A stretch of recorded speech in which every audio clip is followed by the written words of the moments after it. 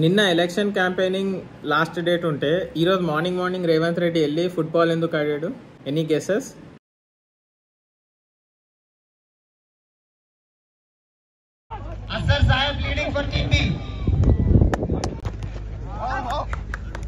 రేవంత్ రెడ్డి ఎంత స్మార్ట్ అంటే నిన్నటి దాకానే ప్రచారానికి లాస్ట్ కదా, సో ఈరోజు నుంచి ప్రచారం ఉండదు కదా, సో టీవీలో ఎట్లైనా స్లాట్లు ఖాళీగానే ఉంటాయి. ఈయన వెళ్ళి ఫుట్బాల్ ఆడితే ఇంకా రోజులో చాలాసార్లు అన్ని న్యూస్ ఛానల్ అన్ని రేవంత్ రెడ్డి ఫుట్బాల్ అని చెప్పి న్యూస్ తిప్పుతూనే ఉంటారు కదా.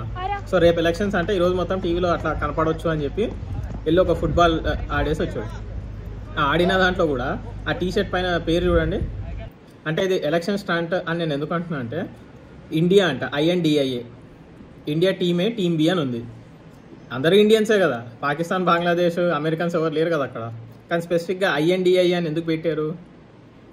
ఇప్పుడు ఇండియా కూటమి, NDA కూటమి లేకపోతే ఇండియా కూటమే కదా ఉన్నవి ఇప్పుడు ఎలక్షన్స్కి. సో అదొకటి. అండ్ వెనక బ్యాక్గ్రౌండ్ చూడండి, కాంగ్రెస్ జెండా కలర్ లాగా ఎలా పెట్టారు.